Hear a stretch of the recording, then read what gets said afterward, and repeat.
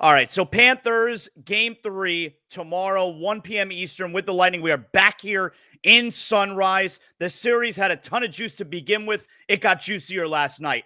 ESPN Senior NHL Writer Greg Wyshynski joining us here. Greg, always good to have you on. You're my go-to guy, all right, when it comes to the hockey, all right? And obviously, I'm super pumped with the Panthers every postseason. I'm so angry with what took place last night with Brandon Hagel, Sasha Barkov. We don't know anything yet. Good news is Barkov is not listed as out. He's questionable, but a hearing today, Brandon Hagel, what do you expect to come out of that hearing? Yeah.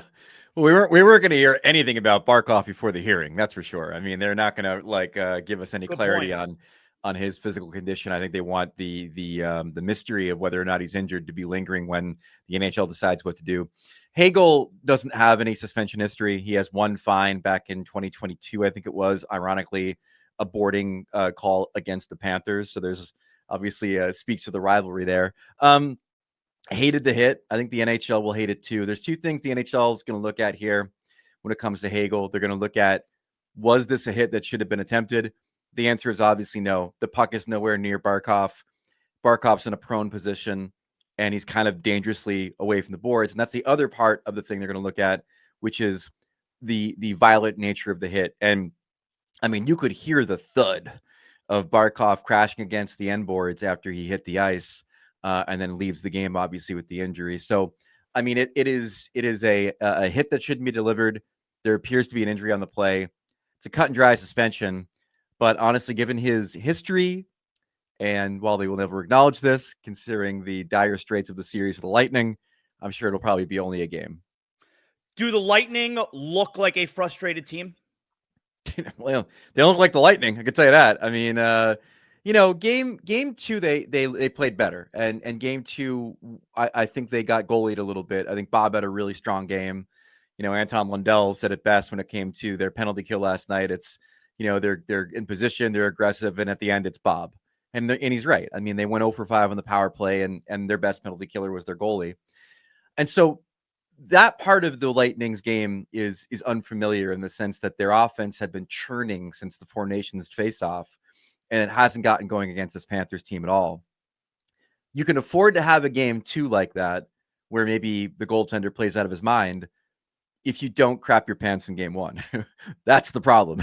Game one is the problem. Game one, they came out and they were punched in the mouth by a Panthers team that looked like it hadn't skipped a beat since last Stanley Cup final. They get Tkachuk back. He's not skating around all that great, but he still has his hands going. Everything else, fits well. It's working. And the Lightning were overwhelmed. And so, if they end up losing the series, I think it's game one that really undid them because it didn't give them any margin for error in game two. And now all of a sudden they go to a very tough place to play down 0-2.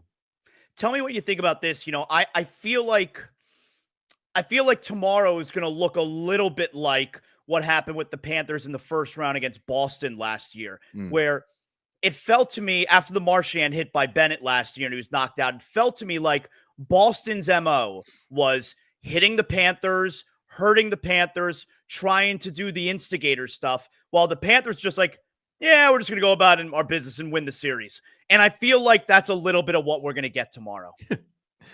You might. I think the Panthers are pretty disciplined when it comes to that. And unfortunately, the only guy that could really get under Tkachuk's skin is going to be suspended. He wants a piece of Hagel after Four Nations, right? So, maybe there would have been a pathway there for Hagel to engage with Tkachuk at some point during the game. The problem for the Lightning right now is offense, and it's not a problem that any of us really thought they'd have in the playoffs with the way that they flew around in the regular season. The Kucherov line, the fact that they've got Jake Gensel on the roster now, one of the more accomplished postseason scorers we've had. And he obviously hit the board in game one. So that's really the issue right now. I mean, they can chase the physicality. They can try to do the agitation thing. I think trying to agitate a team that's got Matthew Tkachuk, Brad Marchand, and Sam Bennett is probably a fool's errand because they know all the tricks. It's like trying to do sleight of hand in front of David Blaine. He knows the tricks. He's not going to be dazzled by it. So I think their best course here is to try to take advantage of the advantages they're given. I mean, 5 power plays in game two, going 0 for 5 that is a death knell for the Tampa Bay Lightning if they can't convert when their best offensive players have a chance to. How about that scene after granted, it's just 2 seconds left, but the visual of the Panthers get the empty net goal last night, and then you have Bennett, Tkachuk, and Marchand, just those three, with the officials holding those three back from approaching the Lightning bench. That's some visual. It is, and obviously there was barking between the benches all game, and I think Bennett said it best last night that every game that these guys play against each other, there's more hate. You end up hating them more. I mean, I think that's pretty obvious. But the Panthers are right where they want to be right now. They're in a position of potentially closing out this series very quickly on home ice and playing against a Lightning team that is going to have somebody step up in a pretty significant way to have a chance in the series. Aaron Ekblad returns tomorrow from the 20-game suspension. You kind of wonder, right, if he's played well this season, and if you go back a couple of seasons ago, he looked like he was not the player that he was and is never going to be that guy again. Do you think there's any concern from the outside, like in a position you're in, position I'm in, from, all right, he's going to be back tomorrow, what's he going to look like? Because you would assume whatever he was using that got him popped, he's not going to be using anymore, Yeah, and I don't know the ins and outs of what got him popped. In fact, I think he was suspended while I was on vacation, so I didn't really delve into the pharmaceutical aspects of the suspension. Look, he's a very reliable defenseman. I don't think he's a liability. I think that he is also going to be playing quite hard when you think about what's ahead of him in the offseason. Yeah. And I don't know. I mean, the layoff is probably going to impact him in some ways, but if you're going to put him back in the series at any point, it's probably when you're up 2-0 already. I think the layoff, and we could have this conversation about Tkachuk as well. I think it's going to turn out to be a blessing in disguise. Two guys right there who are trying to make a Stanley Cup run for a third consecutive season, and two guys who we've seen their body break down previously in these runs. I think we're going to want, as long as the Panthers have a run again, I think we're going to see two fresh guys for the most part. Yeah, I mean, in Tkachuk's case, I felt that was probably the blessing in disguise more than Ekblad. I mean, they need him to be they need his motor fine tuned for an entire playoff run. I mean, he's a pace setter, a difference maker. They rely on his physicality, and he's played a lot of hockey in the last couple of years. So I didn't think there was any concern about the Panthers being caught in the Atlantic Division without Tkachuk on the lineup. And then obviously they give him the rest. The Panthers are kind of like what the LA Kings were a few years ago, where once they won the Stanley Cup out of the 8th seed in the West, it didn't matter like where they finished in the regular season. Like they could have home ice, not have home ice. It doesn't matter. I think once the Panthers not only win the Cup, but before that, win that Bruins series, 2 years ago where they win Game 7 on the road. Like, I think from that point on, the regular season doesn't matter. They just feel like no matter the condition, no matter the opponent, they can win. Among media members, the Lightning were the prohibitive favorite in this series. And look, I don't want to make it sound like this series is over. It's 2 games. But was that more about the Lightning going into the playoffs and how they looked, or about the Panthers and how they looked going into the playoffs? I can only speak for myself, but I was really impressed with the Lightning coming in. Like, their numbers offensively at 5-on-5 in particular were outstanding since Four Nations. They got better at the trade deadline. I mean, they are definitely missing Bjorkstrand, I think, in this series, who they picked up from Seattle to give them some extra pop down the lineup. I think their bottom 6 has been pretty middling so far this series as far as their contributions go.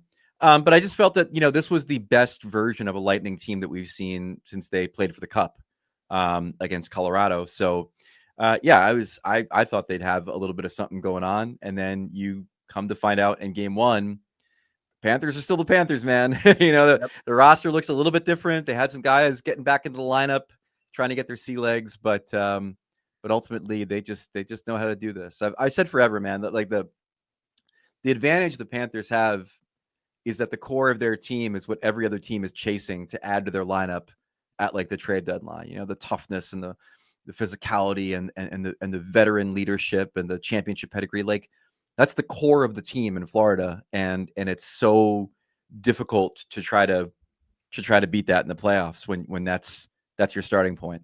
Does it surprise you how Marchand has fit in, because of the rivalry and the things that have been said in the past, or is it just, hey, like they're professionals? This was always going to work out. Hockey is unique in that way, in the sense that there's this long-standing tradition of your worst enemy becomes your teammate, and then you could take it personally, or you realize it's just business. And the thing that I love talking to guys about, well, at least I loved, because there's not really fighting anymore, was when you get these two like enforcers that end up on the same team in the same locker room, and I'm like, I witnessed firsthand you guys beating the snot out of each other. Like, it was nasty, and it was gross, and there was blood. And like, how do you go about, functioning together when you've got that history? And they're just like, it's just part of the game. Same thing for somebody who's like maybe gotten high sticked or speared by somebody. It's just part of the game. Like, when you're a teammate, there might be some personal beef, but ultimately what happens on the ice, bygones are bygones, and you're all trying to pull the rope in the same direction to win a cup. Greg, excellent job. Where are you tonight? Tonight you're going to Jersey and Carolina, yes? Going to Jersey and Carolina tonight, hopping over the river from Brooklyn, and going to see if the Carolina Hurricanes can put away this AHL team wearing Devils jerseys, considering how many injuries they have. Yeah. It's tough look for the Devs. The minute they get good goaltending out of Markstrom is the minute that all their guys get hurt. So it's kind of of the series, maybe the one you're just like, this was not the series I was sold. Are the Canadiens getting back in this thing tonight? Nah, I mean, even if they win a game, I don't think they're going to win the series. I think their best shot at trying to unnerve the Capitals was in game one, when they scored those 2 goals in the third period. They forced overtime, and then Ovi wins in overtime. I mean, that was a huge goal. It's amazing to think about how this team has, Ovechkin break the record. They win the cup a few years back, and yet they are still the psychologically damaged franchise from those years before the cup win, where one loss in the playoffs to a lower seed all of a sudden brings the demons back to haunt their arena. But that's who they are. So, I mean, I thought that win really propelled the Capitals to probably make the next round in this series. And Toronto and Ottawa, I mean, it's 3-0 Toronto. They win again in overtime last night. But is this one of those where, like, the Senators maybe feel like it could be 2-1 the other way around because of how close 2 of the games have been? I mean, sure, but like, it's not. I mean, that's the issue right now. I just talked about the Capitals and the demons of postseason disappointments past. Same thing applies to the Leafs, except it extends all the way back to 1967. Mm-hmm. The only team that can beat the Leafs is the Leafs. And the only way that you can do that is by instilling some level of doubt in their minds that they are playing an opponent that they cannot defeat, or that everything they're trying does not work. Either of the Florida teams, I think, can do that. I do not think the Ottawa Senators are the team to do that. I don't believe the Toronto fans are going to be chanting either, "We want Florida" this time around, right? They will not. But I mean, look, man, it's scary that they got a little something going on. I was texting with somebody with the Leafs organization earlier today about, if they can find their way past either the Lightning or the Panthers. I mean, I think they're better than both Carolina and Washington, or conversely Montreal and Jersey. This could be the year that they break through, if they keep on getting the goaltending they've been getting from Stolars and getting these clutch performances. This could be the year they play for a cup. Maybe not win it, but definitely play for it. Check out Greg's work, ESPN.com. He's in Jersey tonight for Carolina and the Devils. Great job as always, Greg. Thanks for joining us. Yeah, anytime.